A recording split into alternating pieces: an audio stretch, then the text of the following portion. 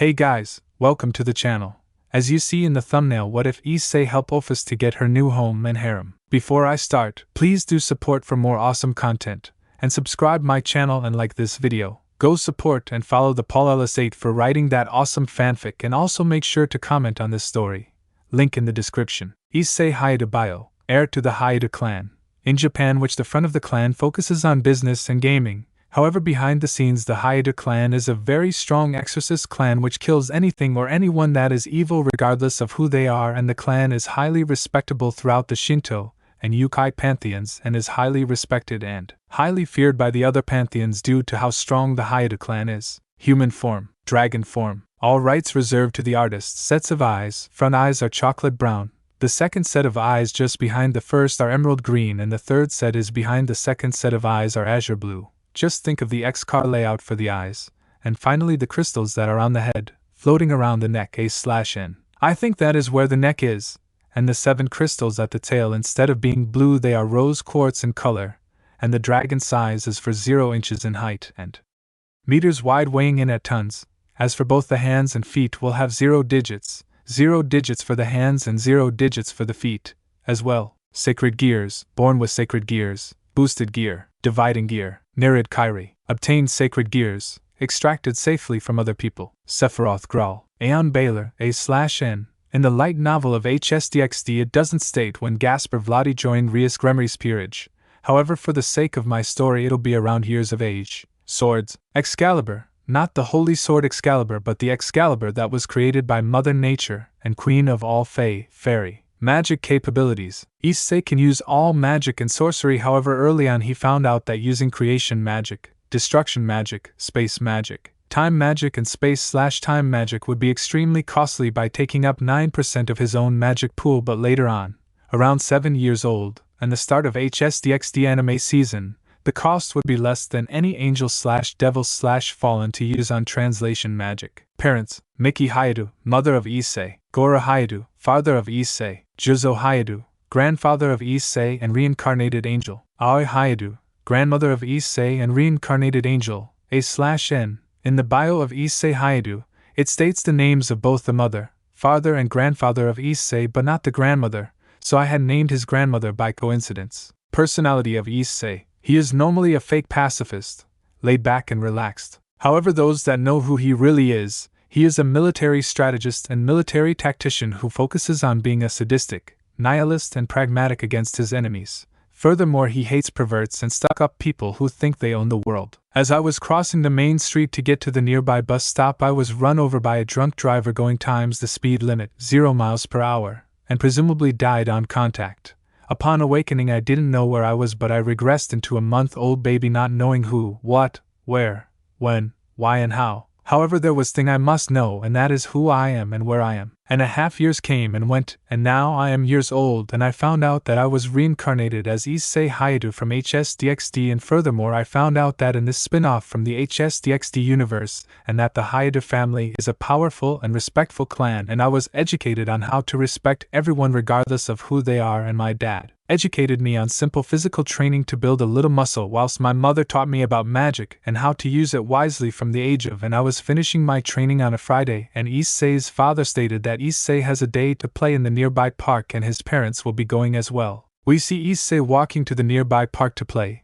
Upon arriving at the park, Issei sees a girl approaching him and asks to be his friend, to which he agrees to, and shares each other's names to being Shido Irina and Issei Hyoudo. However, just by looking over Irina's left shoulder, Issei sees a gothic attire lowly girl with black hair just staring at the fountain and asks Irina what's her deal, to which she says that the mysterious person is weird and doesn't speak to anyone and ignores any attempt to interact with you. Issei, looking at Irina: shame on you. If you can't put the effort in trying to earn a person's respect, then what good are you, and besides you just gave up in a split second whilst I will do something you can't do. Issei then leaves Irina with a dumbfounded look on her face, and walks to the gothic attire lowly girl and asks, Issei, hello, my name is Issei, what's your name? Blank stare at the fountain and not paying any attention to Issei. Issei, please can you focus on me for a second because I have asked you a simple question. Notices Issei, and in a slow yet monotonous voice that sounded like it's devoid of life whilst having a look of emptiness in her eyes,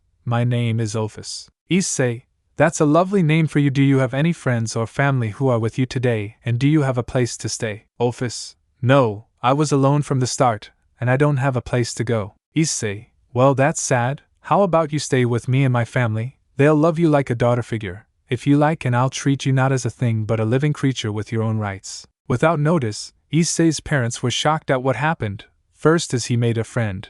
However, he shrugged her off to talk to none other than the rank number powerhouse on the planet Ophis, the Ouroboros dragon, and to top it off he offered her a place to call home and to be looked after, and he'll take care of her. Issei walks up to his parents, ignoring Irina, and asks, Issei: Mother, father, this is Ophis and she doesn't have any friends or family or a place to call home. Would it be alright with you to adopt her into our family, and I'll look after her and take care of her so that she doesn't end up being so lonely ever again? Both of Issei's parents know that Issei doesn't make any requests unless if it was necessary, and he doesn't have any wants, only needs, and the look in his eyes states he weighed the responsibilities of looking after another person and decided to ask his own parents because he put himself in another person's shoes. Then they look at each other knowing that they raised not a good child but a wonderful child who will become a wonderful person in the future. Then Issei's father asks, I was heartbroken. He seemed to be healed. I was mysterious. He was an open book. I was grumpy. He was cheerful. I was scared. He was ever ready for a challenge. One, you know. Gora: Well, only if Ophis agrees to it. Issei looks towards Ophis. Ophis, I'll look after you, take care of you, respect you, will give you the decision on what you would like to do, so what'll it be?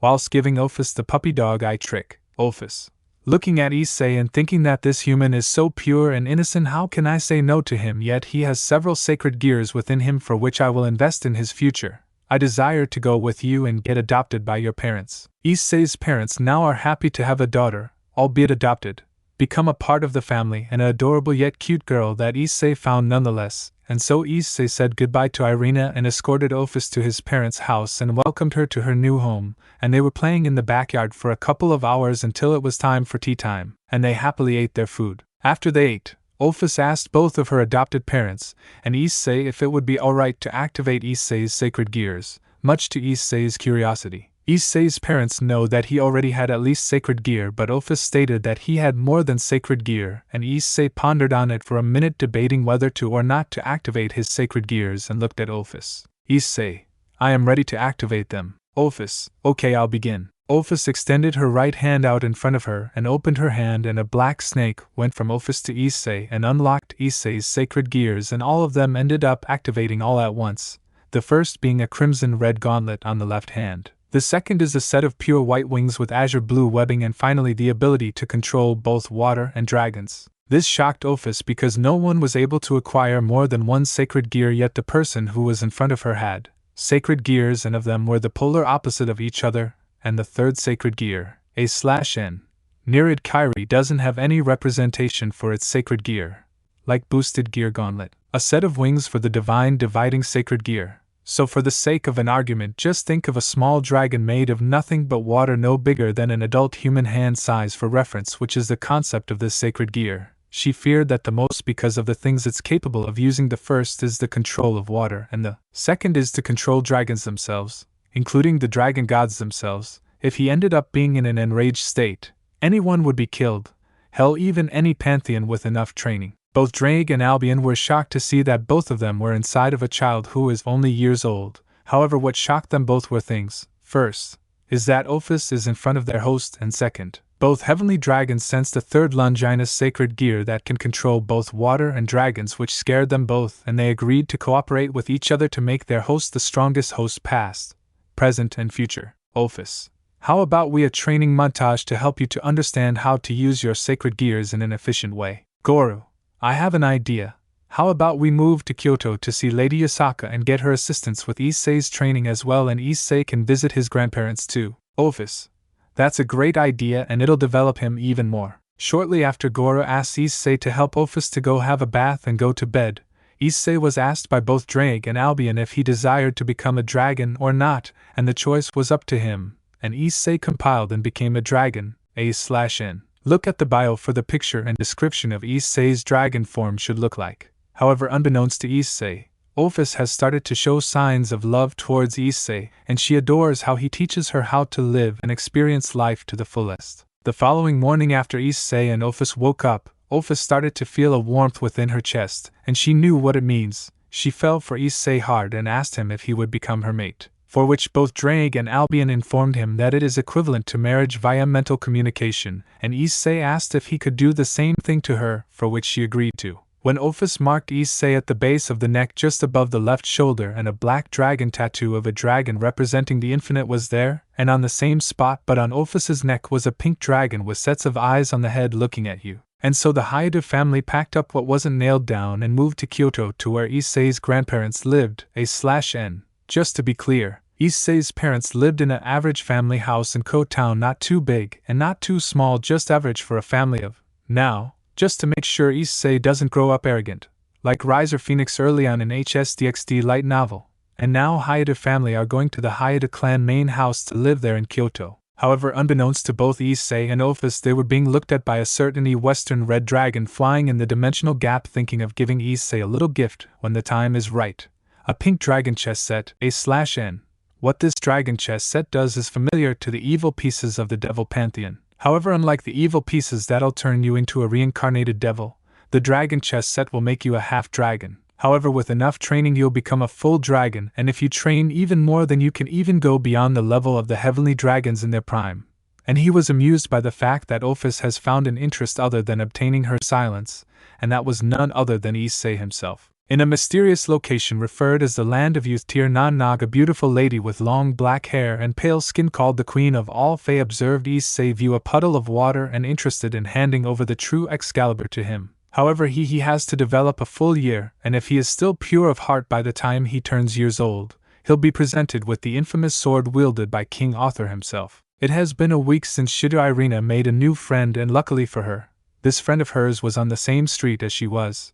However, upon seeing her new friend's house being empty, she asked her father about what happened, to which he didn't know, but he just said that he seen a moving truck about a couple of days ago, and didn't connect the dots as to where they gone and why. We see Mickey and Gora Hyoudo with Issei and Ophis walking behind them on the way to a large house. When Gora pressed the doorbell and a butler opened the door, and saw the young Master Goru and his beloved wife next to him, and saw adorable children behind them, and then welcomed them into the mansion, and escorted them to the living room to wait for the current head of the clan to arrive. A knock on the door, and an old man and woman enters and greets Mickey and Goru and sits opposite of the people and notices the children and introduces themselves to the children. Juzo, hello there, my name is Juzo Hyoudo and this is Aoi, my name is Aoi Hyoudo, we both are your grandparents. Without missing a beat, both Issei and Ophis stand up and introduce themselves. Issei. I am Issei and the girl next to me is Ophis. Although technically she is adopted into our family, both she and I are already married in dragon terminology. Ophis. Although blushing to what Issei just said, hello grandparents, my name is Ophis and it's nice to meet you. To everyone's surprise minus Issei, they were shocked at what Issei just said, and Issei showed everyone Ophis's mate mark on him, and Ophis showed Issei's dragon's mate mark on Ophis's neck. To everyone's surprise, it was a pink dragon head with sets of eyes looking at you. Much to everyone's dismay, Issei stood up with a determined look and said, Issei, I was asked by Ophis to become her mate, and was given the option to be her mate, or not to become her mate, and I decided to become her mate so that she would never be lonely ever again. To have a loving, doting husband and father of our future children.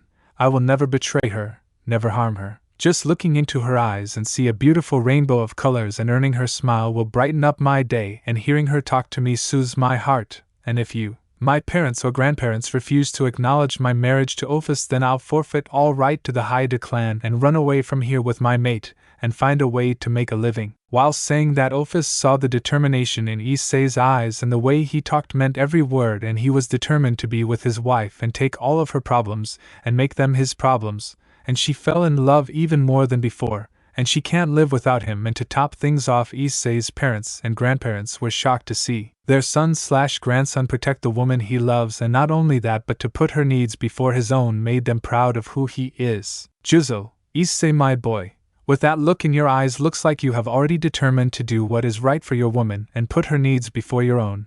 You make me proud to call you our grandson, just don't make us great-grandparents yet, okay? Goru, Issei, you make me proud as a father because you are protecting someone who you deemed worthy of tender love and care.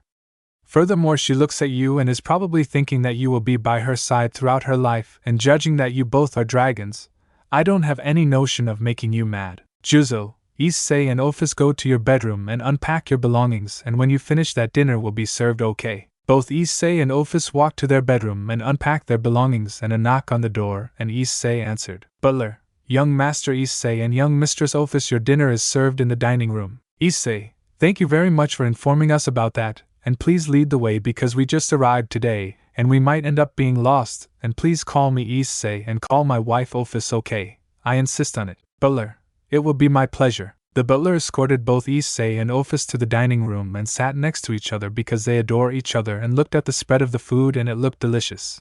And as they started with their dinner, Juzo, so Issei, do you have any sacred gears inside of you by chance? Issei, yes grandfather, I have Longinus class sacred gears. The first is the boosted gear, the second is the divine dividing sacred gear, and the third being able to control both water and dragons. However, the third sacred gear I didn't use on Ophis because I would like to know what her needs are of her own accord without me demanding anything from her.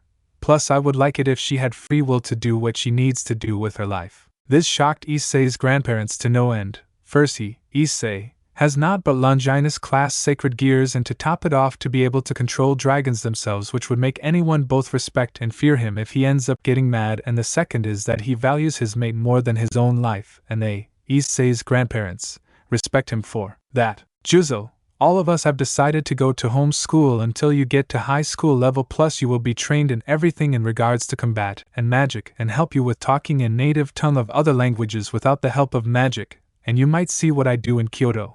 If that's okay with you, Issei, we'll train non-stop and try to earn the right to become the next head of the clan, grandfather, and we'll try our best to understand what to do and what not to do whilst learning from both of you, my parents and grandparents. Upon hearing this, both of Issei's parents and grandparents were overjoyed by the fact that this boy wasn't an arrogant tool but a person who doesn't judge a book by its cover but its contents, and was willing to understand his enemies if given the chance, and was a reasonable person to boot. After Issei and Ophis finished their dinner and went back to their bedroom to sleep of what they ate, not knowing what was about to happen in the morning. In the morning we see a sleeping Issei laying on his back being cuddled by an adorable little Ophis. However, Mickey has knocked on the door and opened the door to see the cuteness overload of both Issei and Ophis jing each other whilst asleep, and that is where Goro arrived to say something, but with a glance from his wife which stated if he made a noise, he'll sleep in the dog house. Mickey then gets a devious idea by getting a camcorder and records both Issei and Ophis sleeping.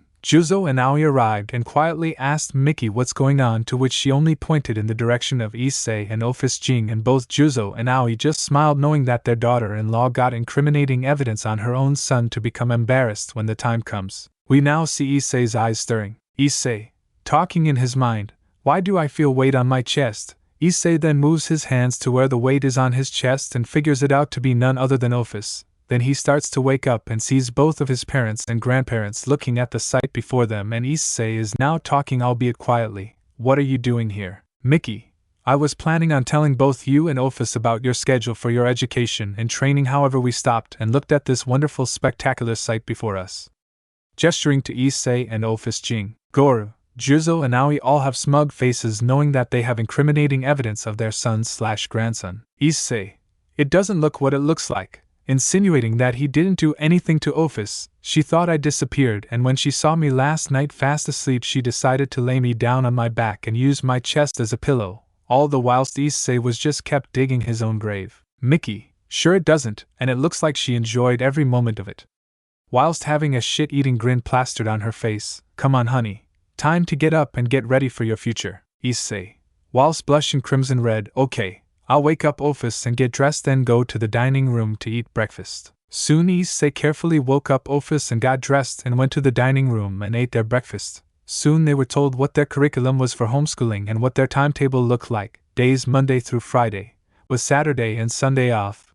This covers magical training and magic craft, martial arts and weapons training to boot, and it was a Sunday morning, so they memorized the layout of the mansion and got ready for the week. So after a full week of education and training, we see Issei with Ophis asking their grandparents if they can go out to the nearby park to play. They agreed to it, but only if they were to bring a butler and maid with them. As soon as they were about to start playing, they hear a scream and decided to investigate the location of the scream and saw devils trying to abduct a year-old girl. However, by the presence of the child, she belonged to the Kitsune tribe of Yukai. Kitsune girl, get lost. Devil leader, You'll make a great bargaining chip for us to levy the Yukai leader to do our bidding, whilst having perverted thoughts run through his mind. Unbeknownst to both the devils and the kitsune girl, both Issei and Ophis walked up to them and incinerated of the lower-class devils, just leaving the devil leader to not pay attention to his lackeys, and the kitsune girl were too shocked to understand what just happened to the devils. Issei, lowering your own senses just to focus on being a pervert is just wrong.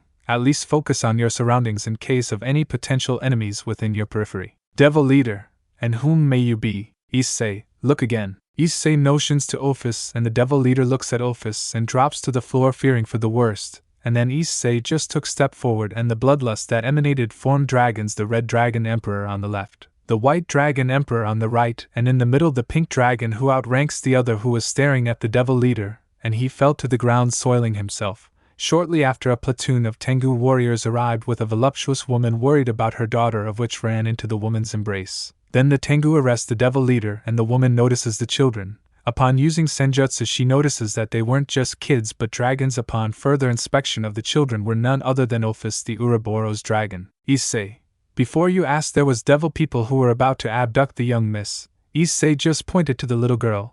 But we incinerated of them, and I unloaded a small amount of bloodlust on the leader, of whom your Tengu warriors just arrested. Both me and the cute miss next to me, motions to Ophis, have no interest in abducting other people, and we have would have earned the young miss respect. And by the way, I am Issei Hyoudo, and this young girl next to me is Ophis Hyoudo, my mate. Ophis, hello, my name is Ophis. Yasaka, shocked at what the little boy just said, however remained composed. It's nice to meet you, Issei and Ophis Hyoudo, and thank you for saving my daughter. My name is Yasaka and my daughter's name is Kunou. It is a pleasure to meet you. Kunou, pleasure to meet you, Kunou says it in a blushing manner. The butler and maid who were observing both their young master and young mistress were astonished by how restrained they were when dealing with a threat, and how they interacted with other people. Now, instead of acting like arrogant people, they were respectful and calm whilst talking to make sure that they weren't saying anything that were offensive or disrespectful. And now, Issei, Kunou, would it be alright with you? Would you like to become our friend?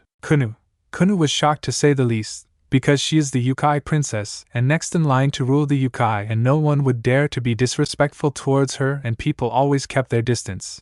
Thus she became lonely until she heard what Issei just said. Whilst blushing, it would be my pleasure to become your friend. Both of Issei's parents and grandparents that were with Yasaka just after Issei and Ophis went out to the park with a butler and maid to discuss introducing both Issei and Ophis to the Yukai leader and follow the rules and regulations of living in Kyoto. That is when Yasaka received a message stating that her daughter was about to be abducted by devils, and so both Lady Yasaka and Issei's family arrived. Both of Issei's parents and grandparents were surprised when Issei introduced himself and Ophis to Lady Yasaka and her daughter, and furthermore he wished to become friends with her. Goro, Lady Yasaka, how about your daughter gets homeschooled with our son and daughter? That way she wouldn't be so lonely and have someone to talk to. Yasaka, I can't argue with that, and I think that my daughter might fall in love with your son later on in life if things play out by having Kunou marry him, if Ophis agrees to it. And so all of them, Issei, Ophis and Kunou, will be homeschooled, and to top it off, they'll be taught how to use senjutsu, yujutsu and haki. We see Issei, Ophis and Kunou training to get stronger and learning general things that are being taught in high school over the months, and that's where Issei was about to turn years old. However, he didn't grow arrogant or prideful towards his Ophis family, Kunou and her mother, the maids and butlers, and now we see Issei celebrating his birthday, and now we see him at a fairly wooded park when suddenly, Sprig Gen, raise every voice in song, bend thy boughs trees that no beam of light may pass, dance flowers and grass, surrender up thy fragrance, and allow it to mark the way. Give forth thy song, birds, that the mistress of the night shall not pluck thy wings. Bow thy head to the ground and sing, raise thine arms to the sky and sing. Bend thy knee to the blessed garden and sing, for she who passes before you is the great gay lac of Tir Na Nog, ancient Magia's bride, Titania. Whilst looking at Issei, you must be Issei, right? And by the way, you can call me Titania. Issei steps in front of everyone, so that Titania could get a closer look. However, Issei had an accusingly look to see what the person in front of him wanted. Yes, that is right. But what do you want with me? Titania, you have shown potential to yield the most sacred of weapons. However, I asked you a question. Would you forgive your enemy for attacking you? Issei, that is a most complicated question to ask, but a reasonable question to ask nonetheless. And to answer your question, I would like to ask the person or persons who are attacking me on why, and see if they can be talked out of attacking me. If that fails, then I'll incapacitate them so that they wouldn't be a problem, and finally, as a last resort, I would possibly kill them. That is if the previous analogy of them doesn't bear fruit. So Titania, did I pass your question? Issei, now having a puzzled look on his face. Titania. She was surprised that this year-old boy answered, and without hesitation to boot, then supporting a relaxed smile. You pass with flying colors, and I thought you would say something stupid. I guess I was wrong about you. Here you go. From Titania's left sleeve, she pulls out the true Excalibur with its scabbard and places it on Issei's hands. Titania, remember you are the second person to ever yield the true Excalibur. Now don't abuse the privilege, okay? Issei carefully takes the true Excalibur and merges it into both of the Heavenly Dragon's Balance Breaker's gauntlets so that he can summon it on command, and says, "Thank you very much for giving me this wonderful sword. I'll train so that your investment into me doesn't go to waste. Titania, I will see you later on in life to see if you lived up to my expectations." Titania now leaves. Issei and company were heading home, and the night when we see Ophis handing over gifts to Issei, and they were Longinus-class sacred gears, and Ophis placed them inside of Issei. Issei at Ophis, then she laid on Issei's chest, loving the lovely sound his heart producing, and fell into a deep sleep. And Issei, upon entering his mindscape, a massive red dragon with sight of wings appears. Then the massive red dragon looks at Issei, then takes a humanoid form and says, "Great Red, I am Great Red, and I am here to give you your own dragon pieces. I am ticked off because the worthless doves and worthless bats have a reincarnation system and not the dragons. So I made a chess set based on the reincarnation system of the bats, but instead of reincarnating you into a bat or dove, you'll be reincarnated as a half-dragon hybrid. But with enough training they'll become a full dragon in due time, so here you go." Great Red hands over a luxurious gilded box containing the dragonic chess set, and Issei opens it up, and loves what he sees. Issei, "Thank you, Great Red, I'll treasure it, and I'll be careful on who I'll reincarnate." Great Red smiles, knowing what Issei said was the truth. Then he proceeds to explain how to remove evil pieces and brave saints cards and install the dragon pieces. Then he left through a portal, and when Issei wakes up he tells Ophis to follow him to meet both of his parents and grandparents after breakfast, and he says, "Issei, I was given a luxurious gilded box containing a dragonic chess set made by Great Red himself, and told me how to use them, and I will do things. The first thing is I integrate the king piece into me. Upon picking up the king piece and adding his magical energy into it, it floats into Issei. And second, Issei looks at Ophis. Will you become my queen?" Ophis, blushing beet red, "Yes, yes, a million times yes, I'll become your queen." Issei picks up the queen piece and chants, "Issei, I hereby reincarnate you, Ophis, the Ouroboros dragon and the infinite dragon god, to become my queen." Upon finishing the chant, the queen piece floats into Ophis, and she felt a sudden spike in energy, but it wasn't bad type of energy, but a soothing type which boosted her potential, and looked at Issei, thinking about what she will do to him that night. However, he felt her emotions, and later on that day both Issei and Ophis were in their bedroom. Ophis disappeared earlier that day and safely removed both Sephiroth Graal and the Aeon Baler from their hoists, and integrated them into Issei, and then, "Issei, would it be alright if I made love to you, my Ophis?" Ophis, shocked to hear what her Issei just said, "Please be careful and do it gently because it's my first time." All the while blushing crimson red. So Issei strips Ophis and then himself, then he puts up a soundproof barrier around their room and places his manhood in her womanhood, and at first it hurt Ophis, and of course Issei waited for Ophis to give him the go-ahead, then he starts pumping Ophis like he was a man on a mission. Then when both of them climaxed at the same time, Issei slumped his head to Ophis's left side of her head and stated that she has fully domesticated him, to which she just passed out, feeling her Issei's heartbeat. We see both Issei and Ophis being summoned by Yasaka the day after Issei made love to Ophis, and Issei was asked about his dragon chess set and what it does, and he responds as accurately as he can, and Issei was soon told that girls of his age would like to be a part of his family and potentially his peerage if they desire it, but Issei was skeptical at first, but he asked to meet up with them before he made any promises. The girls were following the first girl, who has black hair, is supporting an adventurous attitude but had a hidden agenda and was a Nekishu who is wanted for a crime she did commit for a reason. The second had a reclusive personality but had a magical energy for a human with blonde hair with a witch's hat on her head, and the third being a half-devil hybrid with silver hair, although being discriminated against because of her being an half-breed, but was considered to be a battle mage, which is unheard of for a young girl of her age. The girls were told by Yasaka that they might be adopted into a family clan's main house, which houses both angels and dragons, which surprised them, but the heir to the clan has arrived to see if they have potential or not. So they waited in the hallway next to room in which both Yasaka and Issei were having their discussion about the and waited for the signal to which Yasaka gave, and then they entered. Kuroka. Hey, I'm Kuroka and it's a pleasure to meet you and I would like your help to find my little sister. Issei.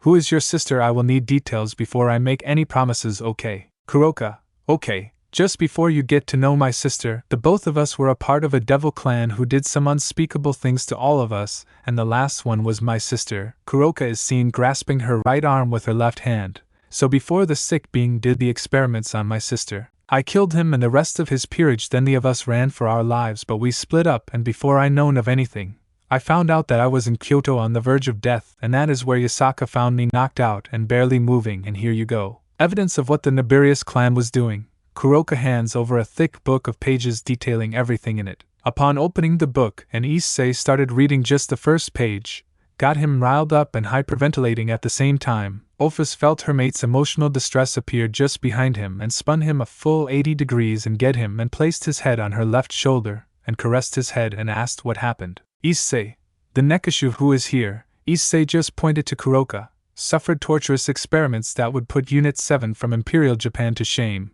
Issei turns his body around a full 80 to show the girls who he was talking to. Ladies, this is Ophis, my mate, and she felt my emotions just now. All girls know who the dragon was and is a little bit scared of what she might do if they were to get a little more flirtatious towards her mate. However, Issei put their minds at rest. Issei, Ophis is my apex mate, meaning that she's the only leader of my mates and she gets to decide on who is to become my mate because she doesn't need anyone to use me for my titles and / money but for who I am. Issei is now stroking Ophis's head after calming down. Ophis. So this book is the reason for your sudden emotional outburst. Should I destroy it? Issei. Although I would like to say yes but no, we'll use it to screw those devils in a violent way, and the book will also be used to screw a devil clan into extinction. Ophis. Okay. Lei Fei. I'm next. My name is Lei Fei Pendragon and I was separated from my brother because our family wished me to be betrothed to someone who would use me as a breeding tool instead of treating me as a person, and as I was reading a book, I immediately found myself in a foreign country and shortly afterwards I was found by Yasaka. I would like for you to save my brother from our family if that's okay with you. Issei. I'll try but I'm not making any promises that he'll be alive. Okay, Lei Fei. So long as you try, that's all I can ask. Valley. I go by the name of Vala Lucifer and I am what you would call a half-breed, half-human and half-devil, but both my dad and granddad were planning on torturing me and my mum, but I teleported the of us to the human realm and put my mother under a hypnosis spell so she can't remember who I am and where I might be, and I would like your help to kill my father and grandfather if possible. Issei. I'll bring their heads if it'll put your mind at ease. Vala. Thank you, she says that. However, she was blushing crimson red for the determined look within his eyes that stated he'll do what he says. And now we see Issei agree to take in the girls, and upon entering the main clan house both of Issei's and Ophis's parents and grandparents were having a smug look on their faces because they knew that Issei wouldn't abandon the girls for what happened to them. Goru. More girls to the harem I see. Juzo, lucky bugger. Both Goru and Juzo ended up being hit on the head by a frying pan by their respective wives. Mickey. I hope you won't cheat on your Ophis. Issei. I will never cheat on my Ophis, unless she explicitly says that I can. But she didn't give me the go-ahead and I know the girls are both cute and beautiful. Ophis was planning on getting a frying pan until she heard what Issei just said. But I know only one person who outshines them and it is my Feisheim. Upon hearing this, Ophis's heart fell even more for Issei, and Issei, upon feeling his Feisheim's emotions, walked up to her, then embraced her and ate her on the and upon finishing he looks into her eyes. Why can't I resist you, Ophis? Because you love me. We see Issei talking to both of his parents and grandparents about what happened to the girls. However, in another part of the mansion, Ophis and the girls were talking. Ophis. I hereby acknowledge thee of you worthy of being my Isse's mates. In dragon terminology is that it equates to as marriage. However, I expect you to understand that no one is to become our Isse's mate for the fame, or the money, or to use him for their own volition, for example to get out of an arranged marriage, A/N. Spoilers in the upcoming chapters. Do you agree to the terms and conditions? The girls all in unison looked at each other and nodded in joint unison as if they agreed to say the same thing at once. We agreed to the terms and conditions. We see Issei talking to his parents and grandparents about a part seek and destroy, then rip them to shreds and free people, for which Issei stated that it'll be only hours to do the jobs in question, but it'll bear fruit upon finishing, and the grandparents might get summoned because of it, but it'll be Issei's fault. Ophis, Kuroka, Lei Fei and Valley arrived shortly after Issei told both of his parents and grandparents of the plan, then turns to Ophis. Issei, Feisheim, I would like to have your help in doing a part job right away, if that's alright with you. Ophis, yes, it is alright with me, but where are we going to first? Issei, the border of the Naberus clan, we are going to wipe it off the planet. Ophis, okay. We see Issei and Ophis teleport to the border of the Naberus clan, and Ophis places a barrier around the clan's entire border. Then Issei fused Draig's fire with Albion's poison and unleashed it in the barrier, and everything that was alive is now dying of poisonous flames, and minutes later Issei lets out a guttural roar which lasted only minutes. Was heard by everyone in the Devil's Pantheon. Upon hearing this, every dragon roared as well. Then Issei stated the next location, to which was Lucifer's castle, A/N. Not the used by the fake Lucifer, but the used by the descendant of Lucifer, the Morningstar, and Issei W just strolled up to rise of him and enchanted Excalibur with null and void magic, and Issei decided to target the soul and swung it, and killed Rise of him, then Raise, and then he targeted Euclid Lucifuge. Then he removed all of their heads and puts them in to a magical bag to be handed over to Vala. This took only minutes, and upon finishing, both Issei and Ophis teleported to their next destination. We see Issei and Ophis appear outside of the Pendragon mansion, and Issei immediately used the mapping type of magic to display green as good and red as bad.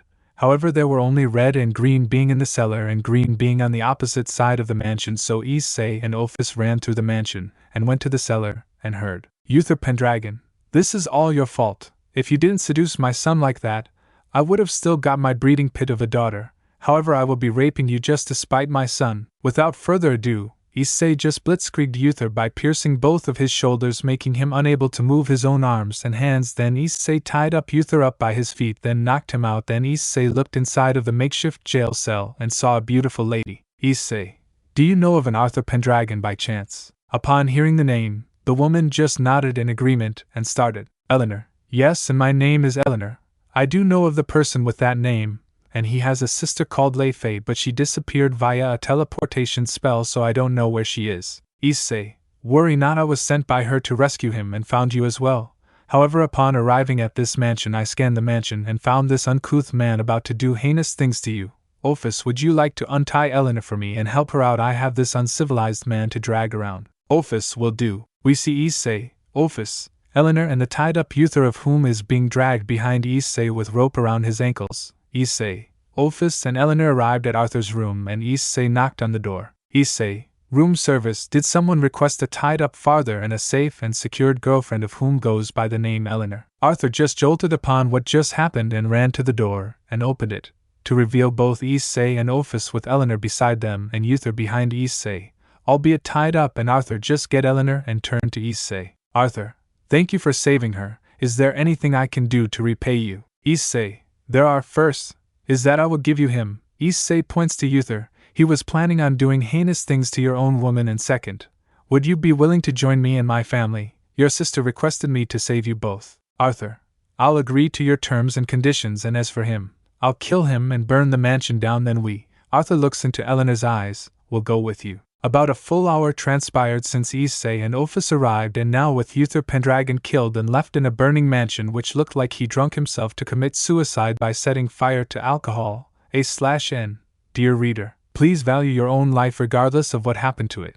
And then both Issei and Ophis with Arthur and Eleanor transported via dragon portal to the back garden of the Hyoudo clan main mansion in Kyoto. Issei, whilst calling out loud, Lei Fei, Vala and Kuroka, please come here. The girls, including Issei's parents and grandparents, were wondering what took Issei and Ophis hours to arrive back. That was then Lei Fei just stuttered. Lei Fei, B brother, and is that Eleanor? Arthur, yes, it is us, my little sister. We owe a debt of gratitude to Issei and Ophis for saving the both of us. Lei Fei just ran up to her brother and future sister-in-law, get them both whilst crying tears of joy, and Issei looked at Vala. Issei, this bag contains people's heads. However, their souls have already been vaporized, so they will never come back to the land of the living. Upon giving the bag to Vala, the heads appeared, and it was Rise of him, and Vala just slumped to the floor crying tears of satisfaction. Vala, thank you for saving me from my tormentors and torturers.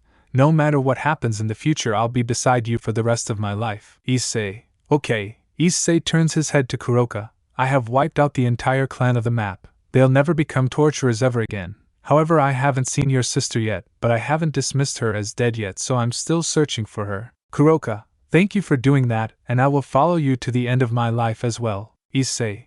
Kuroka, Lei Fei and Vala, would it be alright with you if I reincarnated you as dragons? I have something familiar to the Devil Evil pieces, but unlike the Devil Evil pieces, my pieces are called the Dragon Chess set, and upon reincarnation, you'll become a half-dragon hybrid, but with enough training you'll become a full dragon. So what do you choose? Kuroka, Lei Fei and Vala chose to say the same answer at the same time. We accept. Issei, please lay down and both me and Ophis will put pillows under your heads and I'll start the chant. We see Issei and Ophis finish their job of putting the pillows under the heads of Kuroka, Lei Fei and Vala. Issei, I hereby reincarnating you, Kuroka as my first draconic rook. I hereby reincarnating you, Lei Fei as my first draconic bishop, and finally I hereby reincarnating you, Vala as my first draconic pawn. Upon stating these chants, draconic rook, bishop and pawn went into their designated people, and the people in question ended up feeling like massive dam broken inside of them, and they took on a half-dragon appearance. Upon finishing they got up from their laying position, and they looked at themselves in the mirror, and at first they thought they were monsters and or nightmares, but Issei put their minds at rest. Issei, if you think your draconic self looks like monsters and or nightmares, then look at me in my dragon form. Issei revealed his massive dragon form. They had sets of eyes. Front eyes are chocolate brown. The second set of eyes just behind the first are emerald green, and the third set is behind the second set of eyes are azure blue, and finally the crystals that are on the head, floating around the neck, and the 7 crystals at the tail are rose quartz in color, and the dragon's size is foot and 0 inches in height and meters wide, weighing in at tons. When Kuroka, Lei Fei and Vala looked at Issei in his dragon form, Kuroka timidly asked, Kuroka, so what piece did Ophis take then? Issei kept his voice low enough to not harm the ears of the people close by. Feisheim took the queen piece. Ophis upon hearing this had a smug look plastered all over her face, and then signaled Issei to go back into his human form, to which he did. Issei, you'll be trained on how to transform between your regular form, partial form or full form. Don't worry if you can't do it on the first try. All I ask is that you learn from your failures, and I'll give you subtle hints in order to turn your failures to succession with due time. Both Arthur and Eleanor were shocked to see their sister/sister-in-law and other girls were reincarnated as half-dragon hybrids. But to shock them even more was that their savior was a foot and 0 inches tall dragon with pink crystals mounted on both the head and the tail, and some were hovering around the neck as well. Arthur then looked at Issei in his human form. Arthur, I would like to have my own dragon pieces. If that is all right with you, I have someone to become my first piece. Whilst blushing yet with sudden glances towards Eleanor, Issei, upon realizing what he meant, I will make a chess set for you, but right now I am absolutely tired and I really need a bath and sleep off what I truly did, since you were the last of the missions both me and my mate did perform in a span of hours. Arthur upon hearing this was shocked by what he just said. Not only did he save Arthur and Eleanor, but dealt with other missions that put a smile on girls' faces. And now he'll rest for the rest of the day. Ophis followed Issei into his personal bathroom and got changed and ran a bath, washed each other, and spent 0 minutes in the bathtub and got out, then changed into his and her own pajamas and went to bed with Issei laying down on his back and Ophis laying down on Issei's chest and snuggled him. Ophis, night my Issei. Issei, night my Hyem. They fell asleep in Kuroka. Lei Fei and Vala watched them snuggled together and felt a little jealous of what Ophis has. But they all acknowledged what Ophis had said, and that was that she will be willing to share him with the girls. The following day, Kuroka, Lei Fei and Vala asked Issei to mark them as his mates, to which he was skeptical at first, but Ophis has other plans. Ophis, my Issei, all girls have proven themselves worthy by my standards to become your mates, and they have my seal of approval to do so. Issei, my Hyem, I was just about to ask whether you acknowledge them or not, but since you have already acknowledged them beforehand, how can I say no to you? The thing is, I can't, because I always love you unconditionally. Ophis is now blushing crimson red because of what her Issei just said, and Issei looked at Arthur. Issei, I'll show you how a dragon marks his mate, okay? Arthur, okay. Issei, alright. Kuroka, Lei Fei and Vala, which of you will become marked first? Kuroka, I will be the first. Issei, okay. Arthur, when you mark your woman, they'll bear a mark on their body representing that they are yours. Ophis already marked me by consent, and I did the same thing to her.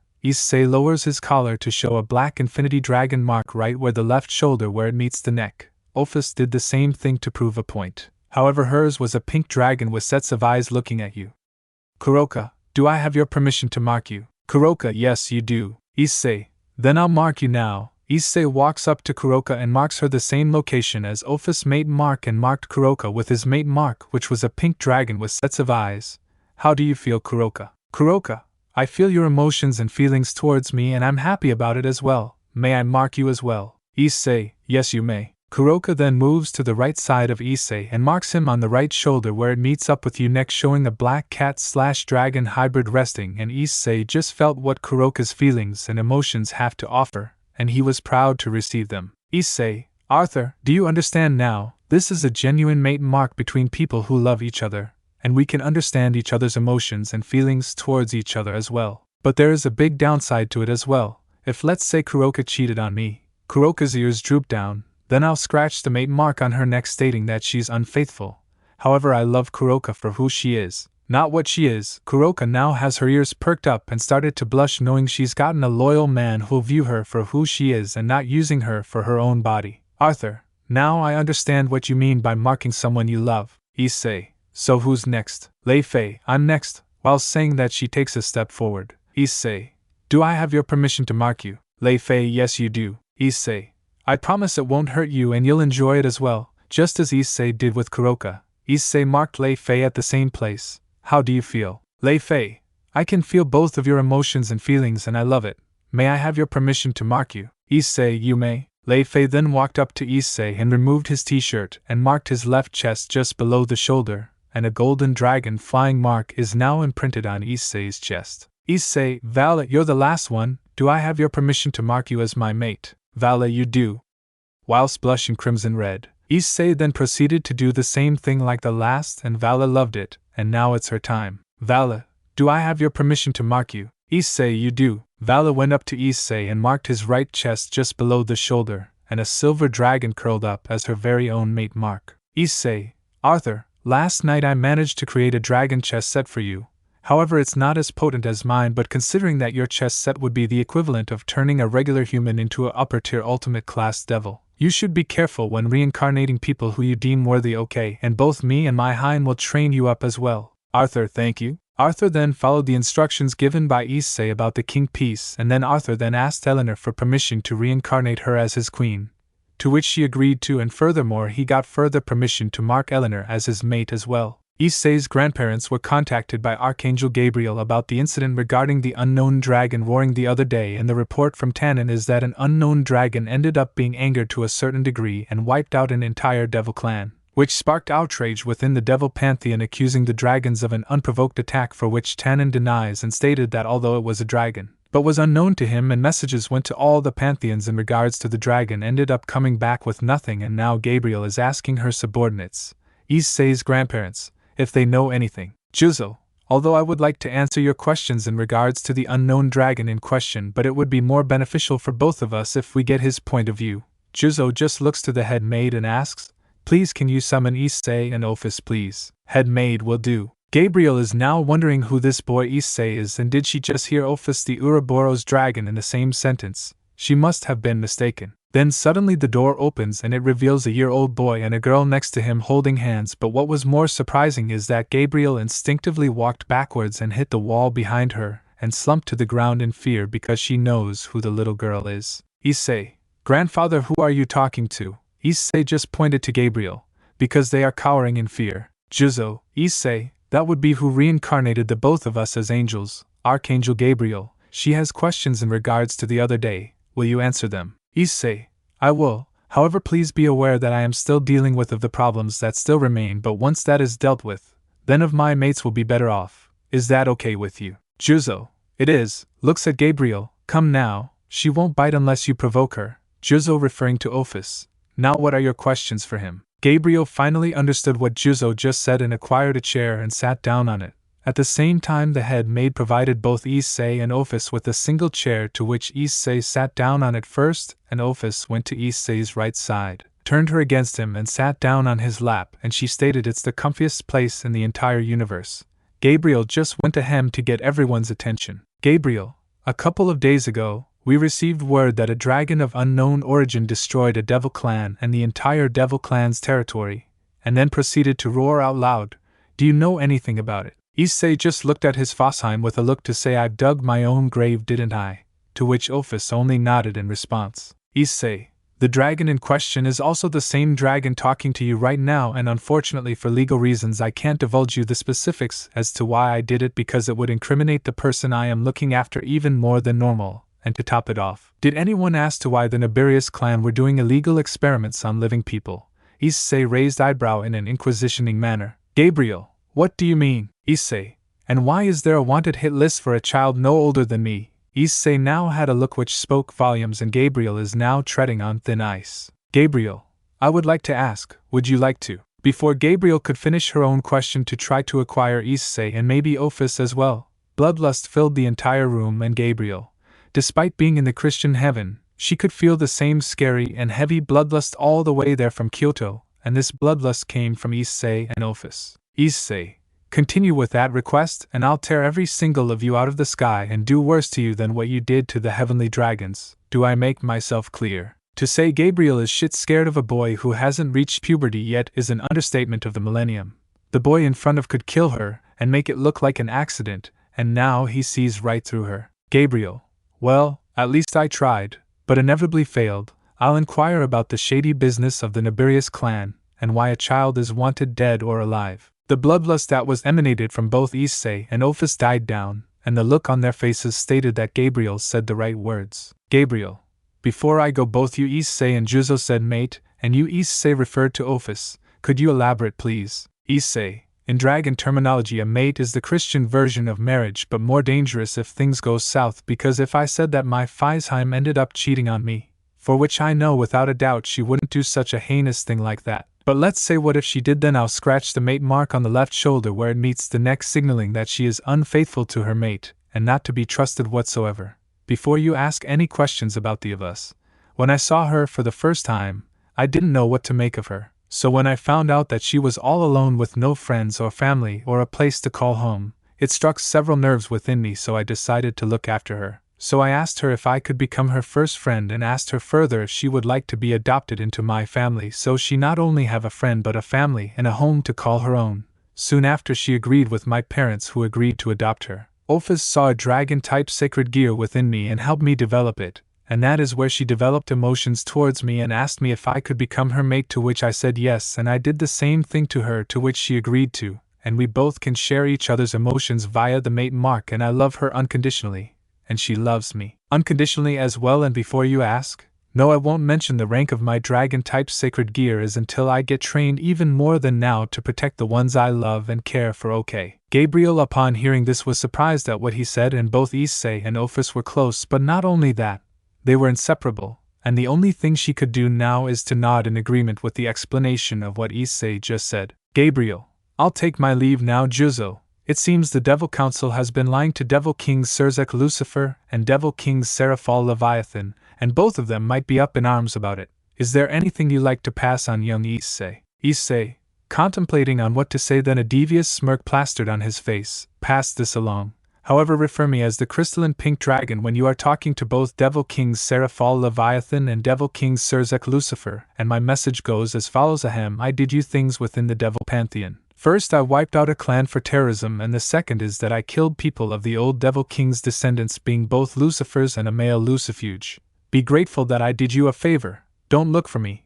We'll meet up in the future. Gabriel, understood, I'll pass that along. The holographic projection of Archangel Gabriel dispersed, and Ophis, clinging on to her mate whilst sniffing him because she loves his scent. Issei, on the other hand, wrapped his arms around his Heim's body and pulled her into a deep whilst sniffing her head, which calmed him down.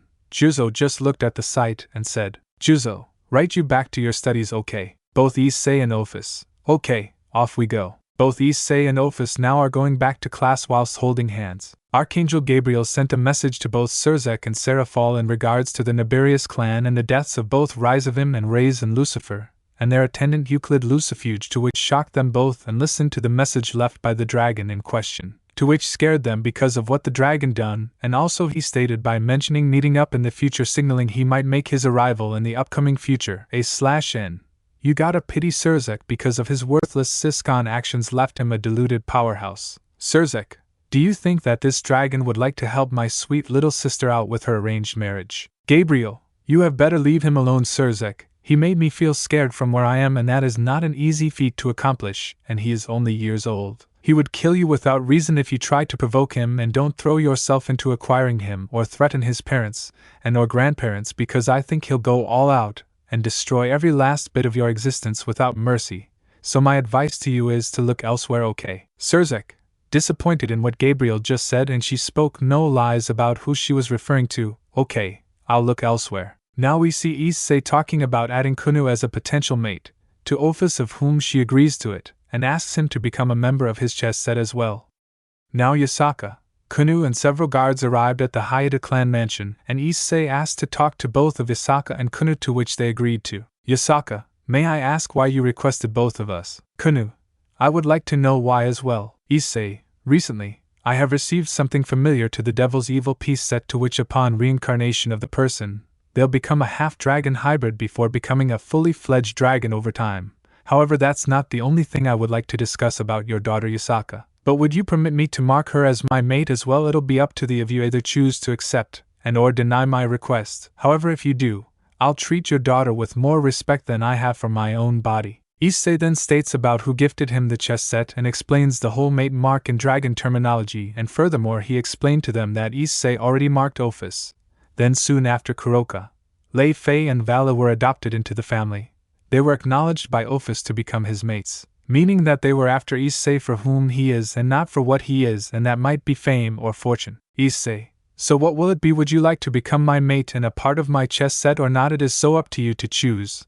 I will not influence you on your decision. However, if you choose to accept, I'll treat you with more respect than my own life. If there is any problems, then I will do everything in my power to solve it. And I always ask if you would like to do something so that you can choose to do it or not to do it. Both Yasaka and Kunou both look at each other, thinking that will be more beneficial than anything else, and a dragon will always protect who or what the dragon decides to class as its treasure. And so, Yasaka, you have my permission to reincarnate my daughter as part of your peerage, and you can mark her as your mate as well. Kunou, blushing madly because she always has a crush on Issei since when they first met. I also wish to become not only a part of your peerage, but I always desired to become your mate, but I couldn't find the right time.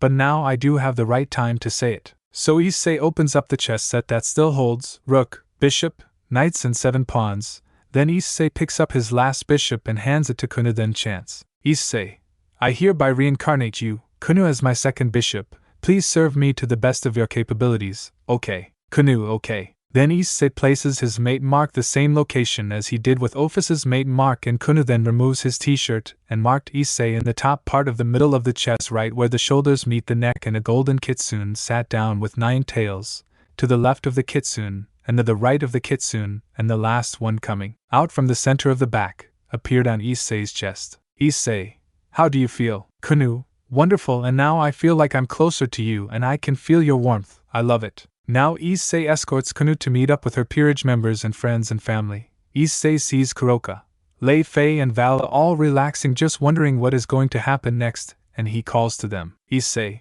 hey girls, please meet your new peerage member, my second bishop. All girls got up and walked to Issei and saw Kunou and put the pieces together and welcomed her into the peerage and treated her like a close friend and family, which shocked her because she thought she would be looked at like an outcast at first, and Issei saw this. Issei, each member of my peerage, I don't treat like an outsider, and we build a bond of familiarities over a certain period of time. I treat everyone as close to a family as possible. I know that everyone within my own peerage has her own problems, however I took them in and helped them out, and I gave them a chance to see me for who I am before I request them to become a member of my peerage and possibly a mate as well. Kunou now understood what he meant and fell in love with him for trying to earn the respect of the people around him. In the evening we see Ophis, Kunou, Kuroka, Lei Fei and Vala all talking about making love to Issei, and Ophis just stated that it'll hurt at first, however Issei will wait for you to give him the permission to move again so that you would feel much more comfortable than ever. To which Ophis also liked to show them how to do it first, despite having her virginity prior to this meeting, about how to make love to Issei.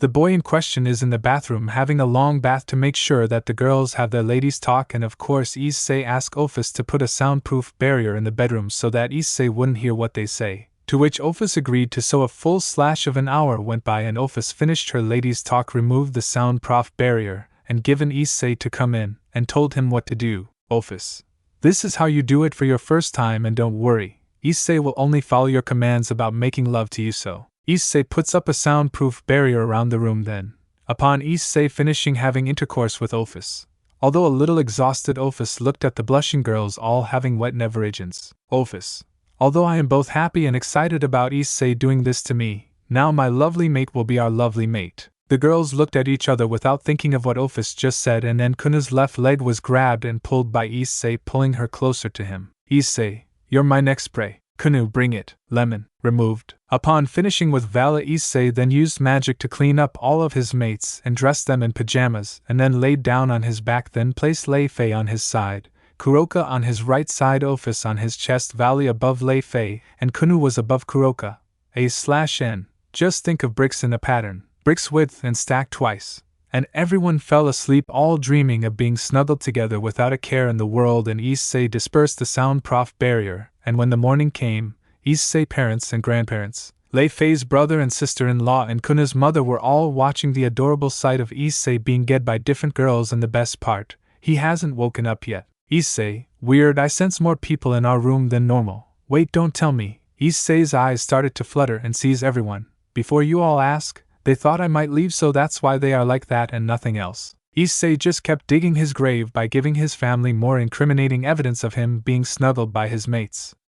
However, Juzo had something to say to Issei, and about something. Juzo, Issei, go and get everyone up and meet us at the living room after you have your breakfast, okay? Issei, okay. Everyone excluding Issei and his mates left Issei's bedroom, and as for Issei, he gently woke up his mates and did what his grandfather said, and now everyone is in the living room. Juzo, we all are going on a trip to Okinawa for a family fun time and hopefully spend some time away from either training or education, and it'll take place 1.5 months before your 7th birthday. This news shocked everyone because Issei only focuses on his training, education, his family and mates, and nothing else, so what Juzo said is giving him a breather to enjoy his life as a child and have a family outing, to which everyone agreed to. Over the months prior the trip to Okinawa, Issei trained both his mates and Arthur and Eleanor on how to become much more stronger than normal, and used unorthodox methods to enhance their training to the point that they are exactly the same level as the heavenly dragons in their prime. Yet Ophis is on the level of Great Red, yet Issei, despite being originally a human-turned-dragon,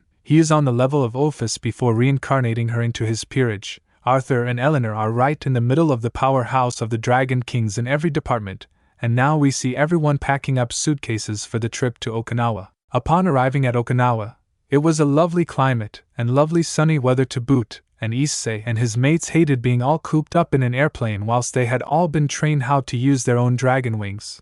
However, a glance from his mother said otherwise, because she desired the entire family to be together. So the entire Hyoudo clan family arrived at the holiday mansion and found bedrooms to call their own. Mickey had a scheduled list of what she'd like to do throughout the holiday to make it a memorial memory of the outing. Issei saw the look on his mother's face and made sure to fulfill his mother's dream come true. Issei and his mates managed to set up their bedroom and got downstairs to wait and see what the schedule is for the holiday, and lo and behold, his mother desired to not only wonderful nature parks, but also a theme park and have relaxing walks throughout the villages, towns and cities and the beaches in Okinawa, which took up the week vacation. After a full week of going on wonderful tours and hikes throughout Okinawa, the entire party has a designated location for a barbecue event for the family, and Issei went to gather some refreshments, and upon acquiring a cooler filled with both soft drinks and ice to cool the soft drinks, Issei bumped into a bespectacled black-haired girl that is only a year older than himself, and accompanying her was a girl with large blonde drills for hair trying to run away from someone. Issei, who in the name of Amaterasu would run into an unarmed boy only carrying a cooler filled with soft drinks and ice. Sona, we are so sorry for doing that. I am Sona Citri, and this is Ravel Phoenix. Ravel, blushing a little bit by looking at Issei. Hello, my name is Ravel. Sona, we were running away from both of our siblings because they were embarrassing us. Ravel, that's right, and it's infuriating being embarrassed all the time. Issei, I know the feeling. I have family that does that often, but you can't deny that both of your siblings were looking after you. It was at this moment Serafal and Riser appeared by walking closer to them, and wondering what had happened. Issei steps in between Sona and Revel and Serafal and Riser and looks at both Serafal and Riser. These were running without knowing their surroundings and accidentally ran into me. Before you ask, yes, I know about the supernatural world as well because of my family work being exorcists, and before you ask, you all didn't do anything to me to warrant an attack on you. Whilst looking at Serafal, are you by chance Serafal's sitter who took the mantle of Leviathan? Serafal, how do you know that? Issei, my family's and clan's name is Hyoudo, and my grandparents mentioned about you being of only women in all of Devil Society to be classed as the strongest within your profession. Upon hearing this revelation, all of them were shocked. However, Serafal had questions that were needed to be answered. Serafal, do you know what happened to the Naberus clan and the Lucifer and Lucifuge clans? Issei turned from a neutral face to an enraged face. The Naberus clan are a bunch of terrorists that experimented on living people, of which is still wanted because of your worthless investigation on why she did such a crime of murdering her own master. The Lucifer and Lucifuge clans were killed by yours truly because of what they were doing to the great-granddaughter of Lucifer the Morningstar. So thank me for leveling the entire Devil Pantheon right off the map. While saying that, he was emanating a dragonic presence which the people gulped in fear. Serafal, do you have proof of what you have said? Issei, although skeptical of the devils in question, he relinquished. If and only if you promise to not attack the people in question, then you'll get all your answers. Do you agree? Serafal, I can vouch for the of us and say yes, we do agree. Issei, alright then, please follow me. All people arrived at the barbecue family party, and everyone at the party was shocked to see Issei escorting devils. Issei, before any of you have a chance to say that they did something to me, they didn't. On top of it, I need to have a word with you, Kuroka. Please step forward. Kuroka was shocked to be called out for no reason, but if it is her IC calling her out, then she doesn't mind, and walked and stood beside her IC. Issei turns to Serafal. This is the rank SS stray devil Kuroka Tuju to which I mentioned about killing her previous masters in here. Issei hands over the book containing the illicit experiments done on the peerage. Before you open it up, you really need a very strong nerves of steel just to read it, because I've only read page and then started hyperventilating because of what's written on it. And if you don't believe it, Issei wraps his own arms around Kuroka in a soothing way to ease her emotions. You can ask Kuroka, however, I'll be present to ease her own nerves about what she experienced, okay? Serafal, I'll take what you said to be truthful, but does she have a new master by chance? Issei, oh yes she does, and to top things off, from what I have heard is that her new master not only gave her a home to call her own, but to give her a family who'll treasure for who she is and nurture her talents to prosper, and Kuroka already fallen in love with him. Isn't that right, my Kuroka? Kuroka, blushing because she was found out, yes, that's right. Serafal, shouldn't you be either a devil or an angel just to have a peerage system? Issei, unless a very particular dragon has gotten ticked off with that, and decided to make his own peerage system, then made his own then, and then handed it to me with a way to make more peerage sets. Serafal, who would that be? Issei, Great Red, and I am proud of it. However, let's enjoy this get-together. Would you groups of devils like to join us for the next week of traveling around Okinawa? The choice is totally up to you. Serafal agreed because whilst observing her own surroundings, she had seen a certain gothic Lolita girl and wondered how did Issei snag her. However, Riser was about to say no, but his own little sister gave him the puppy dog eyes treatment, and he caved and reluctantly agreed, and both of the families agreed to meet up at the Hyoudo clan holiday mansion so that they don't get lost. The following morning, after meeting up with the Citri sisters and the Phoenix siblings, the aforementioned people managed to arrive at the mansion without any problem and were just wondering where Issei, Ophis, Kunou, Kuroka, Lei Fei and Vala were because everyone else was awake. However, Issei's mother had a mischievous grin on her face and asked the guests to observe what she is about to do, and that was to get even more incriminating evidence of her son being cute and adorable. Upon entering the bedroom quietly, what Serafal, Sona, Riser and Revel saw was Issei being entrapped by his mates, yet the look of absolute bliss on each of their faces spoke volumes of I love this man more than life itself, and Serafal, Sona, Riser and Revel were blushing to what they have witnessed, and they heard him stirring. Issei, is it already morning? I thought I had more time with my mates. Upon saying that, Serafal, Sona and Revel started blushing because of what he meant, and Riser just asked, Riser, what does he mean by that? Mickey, in dragon terminology, a mate, or in Issei's point of view, mates refers to marriage, and to prove that both man and woman are married, They both mark each other. Look at Issei's left side of the neck and look at Ophis' left side of the neck, and you'll see a dragon mark signaling that both of them have marked each other, and they share each other's emotions. To top it off, if Ophis betrays Issei, Ophis started snuggling up to Issei more possessively because she'll never betray her Issei, for which she wouldn't. But what if she did? Then Issei will cross out his mate mark and it'll mean that she's unfaithful and untrustworthy. Riser, oh, I didn't know that. Mickey, Issei dear, it's time to get up and come downstairs, okay? Issei, okay, I'll get everyone up and head downstairs. Everyone left the bedroom and went back downstairs and waited for Issei to wake up his beloved mates and help them get dressed, then headed downstairs to meet everyone. Upon entering the dining room to eat breakfast, Issei and his mates greeted everyone including the guests who had arrived, and Riser had a good question about Issei's sleeping arrangement and directed the question to Issei himself. Riser, do you sleep with your mates often? Issei, I sleep with them every night because they think that I'll disappear from them. However, unless I provoke them into an enraged state, then I'll sleep on the sofa, but I always try my hardest, if not more than that, to put a smile on their faces. Riser, now I see why they adore you so much. It's because you put their needs before your own. That's a rare trait in the supernatural world. Issei, I know, however, whoever tries to harm them, I'll come after them with a vendetta far worse than the heavenly dragons being pissed off at the Christian pantheons. Riser, dearly noted. Riser is now trying to keep in the good books of Issei, just in case he goes into an enraged state. Issei, so where are we going, mother? Mickey, all of us are going to Ryukyumura A/N. I have just researched Okinawa Island for my what-if story, so the name of the tourist park is correct in its name and all rights reserved, to see all of the amusements and have a great time of our lives.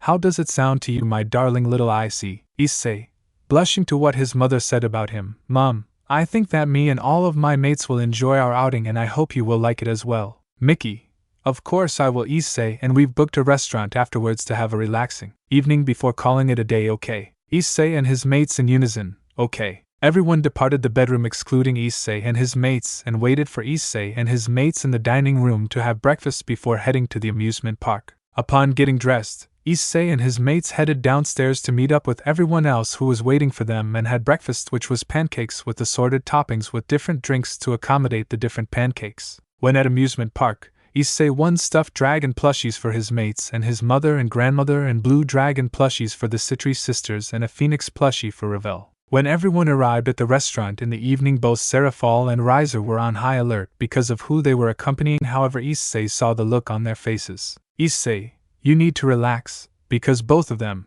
referring to Sona and Ravel having smiling faces, were enjoying the entire day without a care in the world. Looks, I know what it's like being scared of what'll happen to people, and I help them out, and I'm still doing things to put a smile on people's faces. Just look around us, both my parents and grandparents, including my mates, are having a time of their life. You should be like me and enjoy it whilst it lasts. Riser, meaning, Issei, you'll know when you know, that's all I have to say about it. Riser was a bit confused, but looking at his own sister with a wonderful smile on her face, and was accepted by other people for who she is, has put a smile on his face. Soon after finishing up with the restaurant, Issei suggests to both the Citri sisters and Phoenix siblings to join them for the rest of the week to enjoy the experience, to which they agreed to, and the Citri sisters and Phoenix siblings went to the Hyoudo clan holiday home every day until the last day, and on that day, the Hyoudo family hosted a lavish party to celebrate the start of a wonderful bondage of friendship and the departure of friends, and not enemies. Thanks for watching this video. You really enjoy this video. Like, subscribe, and comment down below, and turn on that bell notification. Don't forget to support and follow PaulEllis8 for writing that awesome fanfic, and also make sure to comment on this story, link in the description. See you in the next video. Goodbye.